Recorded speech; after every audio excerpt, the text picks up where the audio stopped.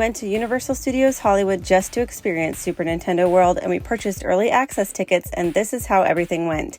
First, we got to the park at 6:45 a.m., parked in preferred parking, and got to the turnstiles, and we're one of the first in lines in front of one of the gates to the left of the red carpet. At 7:30 a.m., they opened the gates and started to scan general admission tickets, and then they walked us through very slowly and calmly over to the top of the escalators, where they then scanned all of our early access tickets. Now, you have to have these printed out or get them in the email. You cannot use your app to do this. They repeated this several times. After that, we went down all of the many escalators, and the scanning was a pretty slow process, so people were not running or anything like that. It seemed like it was a very controlled scan and enter situation. Once we got down the escalators, we walked over to Super Nintendo World, and there was a stroller parking area to the right before entering into the world. So just keep that in mind. Have everything ready with you in a separate bag if you want to carry it and you want to have an easy, quick drop off. As you can see, I did speed this up a little bit, but we did want to get to the ride pretty quickly, because the first thing we wanted to do is get onto Mario Kart, which can be a 3-hour wait normally. So that was our first stop, and I highly recommend doing that if it's on your list, because they can start allowing other guests to enter at around 8:50 a.m. It's not going to be 9 o'clock on the dot, so you may not get every single minute of your early access, and the line will start to get very long very fast. So if the ride is a priority, head over there, get in line. They do currently offer a single rider line, so keep that in mind. And if the ride does break down while you're waiting, there is a possibility of them offering an express pass to come back later, and it may be a 10 to 20 minute wait if you decide to do that. The height requirement for Mario Kart is 40 inches, and they will check at the beginning of the line and may also check right before boarding the ride as well. So be prepared for that and make sure your kiddo is ready for a measurement check. Now, entering in, you can see that there are a lot of stairs. Single rider is located on the right, and express is located up the stairs currently. And that may change, it just depends. So just be sure to read all of the signs and make sure that you're going in the right area depending on what you want to do. If you are not able to get early access, I do highly recommend splitting up your party and doing single rider if possible. It will cut down your wait quite a bit, and that will give everybody the opportunity in your party to actually ride the ride, although not together. But I do highly recommend checking that out. Although keep in mind, if you have children with you, they must be 48 inches to ride on their own, so that is likely the rule for a single rider as well. They cannot ride by themselves if they are shorter than that. Here's what the world looked like at 8 o'clock on the dot with the early access tickets. You can see that there are hardly any guests in the world currently, and this can vary depending upon the day. This is a Monday, so we may have gotten extremely lucky that there weren't as many early access tickets sold. So keep that in mind, that it can vary depending on the time of arrival and how many tickets were sold for the day. There are a lot of things to look at and enjoy while you're waiting in line, so be sure to soak it all in while you're there. Take a leisurely walk through the line if you can. And they do have 2 rooms that you will be waiting in. One is just basic, and the other one has instructions for you. Then you'll be going through another door where you grab a couple visors and you'll put those on. For us, the ride actually did break down right before we got on it, so we got an express pass and came back later in the day and waited about 20 minutes to get on the ride later, which was a bit of a bummer, but it's all good.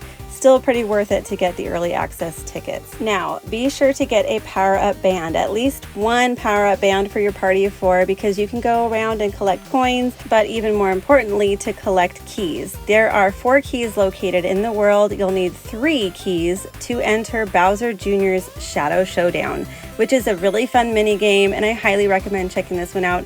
Even if the lines look a little bit long to get all the keys, I personally thought that was totally worth it and an awesome surprise, and that's coming from somebody with 2 little kids that have a hard time waiting in lines.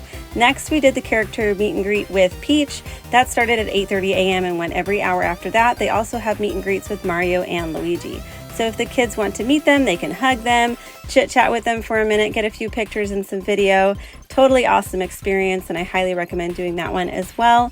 Just make sure that you line up in advance. The line gets very long, and they do close the line. So if this is something that you want to do, make sure that you have somebody waiting in that line relatively early, about 30 minutes, I'd say, before the meet and greet actually starts, to make sure that you can actually get in. Here's a quick look at Bowser Jr.'s Shadow Showdown.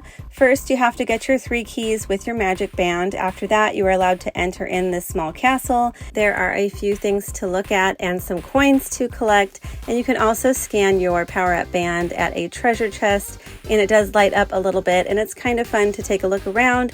After that, you get to a small room where they have a team member directing you to stand on a number.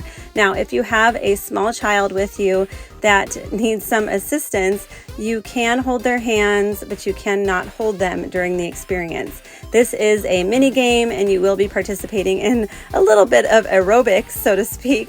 So you definitely don't want to be holding on to the child during this for safety reasons. Once you're directed to stand on a number, they'll show you some instructions on how to play the mini game.